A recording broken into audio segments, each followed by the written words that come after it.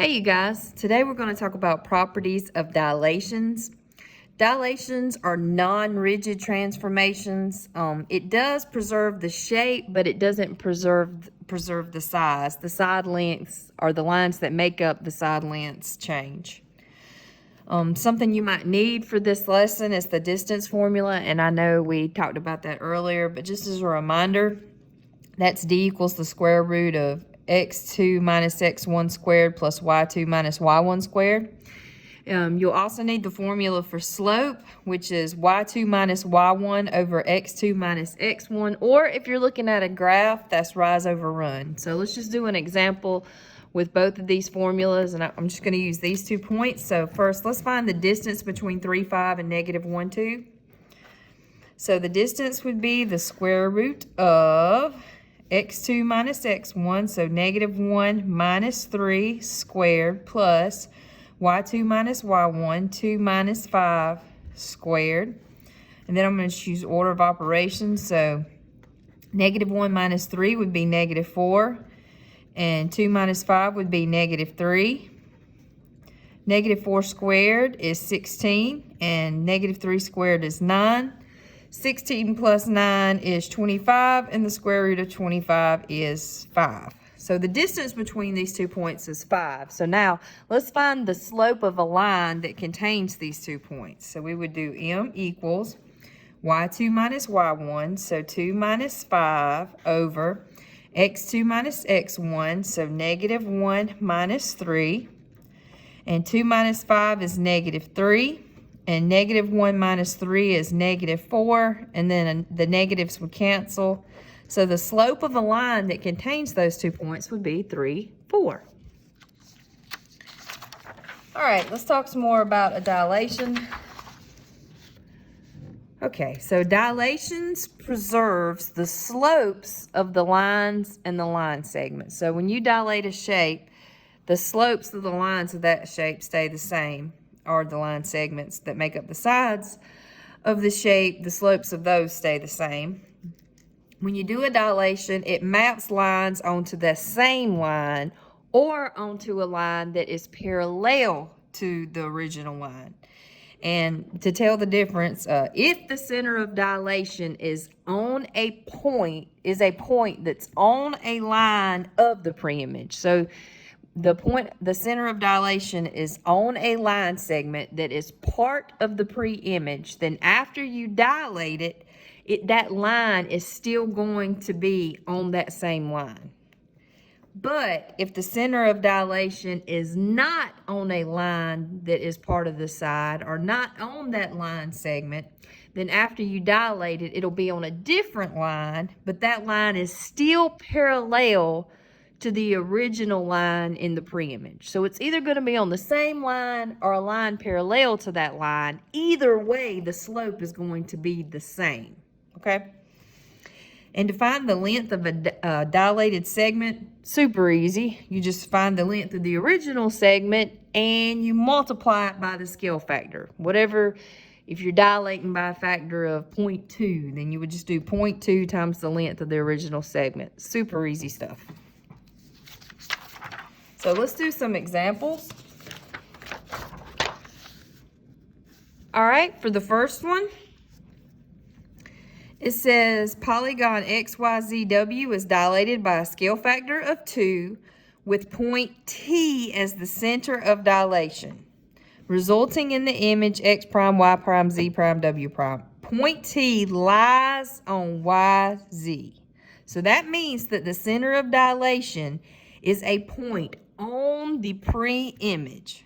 What can be said about Y prime, Z prime? All right, and here we're talking about slope. Well, we just said it's either going to be on the same line or it's going to be on a parallel line. Either way, the slope is going to be the same. So different slope is not an answer choice.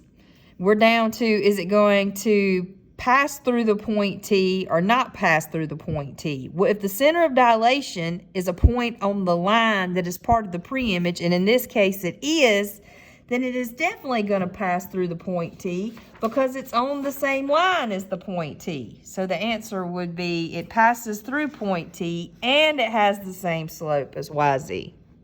Let's look at another one. It says JK is dilated by a scale factor of n with the origin as the center of dilation, resulting in J prime K prime. The slope of JK is m. If the length of JK is L, what is the length of J prime K prime? All right, so the scale factor is n, the slope is m, and the length of JK is L. Well, we don't really care about the slope because this question is asking about the length. So to find the length, I'm going to take the original length, which is L, and then we're going to multiply it by the scale factor, which is n. So L times n, or n times L, using the commutative property of multiplication. So they gave you information you didn't need to try to confuse you. Let's look at some more.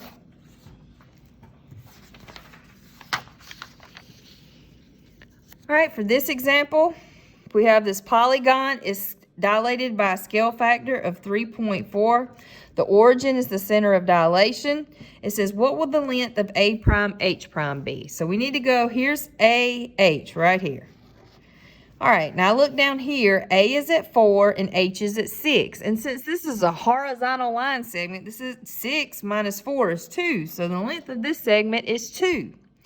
If the scale factor is 3.4, then I take the scale factor and I multiply it by the length of the original segment, which is 2, and 3.4 times 2 is 6.8. Done. Let's look at another one. It says ABC, triangle ABC is dilated by a scale factor of 0.5, so n is a half. The origin is the center of dilation. It results in the image A prime, B prime, C prime. It says A is at 2, 2, B is at 4, 3, C is at 6, 3. What is the length of B prime, C prime? So first I need to find the length of BC. So I'm going to use the distance formula for that. And I'm going to do x2 minus x1, so 6 minus 4 squared, plus y2 minus y1 squared, 3 minus 3 squared. Well, that part's going to be easy. 6 minus 4 is 2, so that's 2 squared, and 3 minus 3 is 0, so that's 0 squared. So 2 squared is 4. The square root of 4 is 2. But then we need to multiply that 2 by the scale factor. So I take the scale factor, multiply it by the length of the original segment, which is 2, and a half of 2 is 1. So it would be 1 unit long. All right, let's look at another one.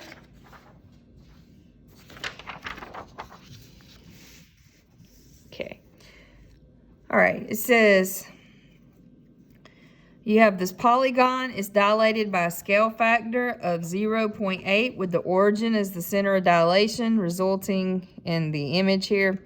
The coordinates of M are 2, 4, and the coordinates of N are 3, 5. And they want us to find the slope of M prime, N prime. Well, as we discussed earlier, the slopes are the same when you dilate. So all we need to do is find the slope of MN. So we don't even need the scale factor. Again, they're giving you information you don't need to try to confuse you. So for the slope, and we have the points 2, 4, and 3, 5. On top, we'll have y2 minus y1. And then in the denominator, x2 minus x1. 5 minus 4 is 1. 3 minus 2 is 1. And 1 divided by 1 is, of course, 1. So the slope of M prime, N prime would be 1 also. All right, and the last one we're going to look at today. Okay, so we have this polygon. It's dilated by a scale factor of 8. The origin is the center of dilation. And they want us to find the slope of C prime, D prime. Again, after dilating, the slopes are the same. So I just need to find the slope of CD. So I'm going to use rise over run since they were generous enough to give us a graph.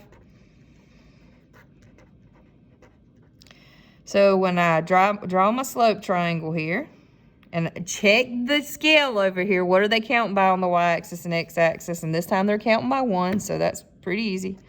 We rise 2, we run 1, And 2 over 1 is 2. So the slope of C prime D prime would also be 2 because the slopes are the same.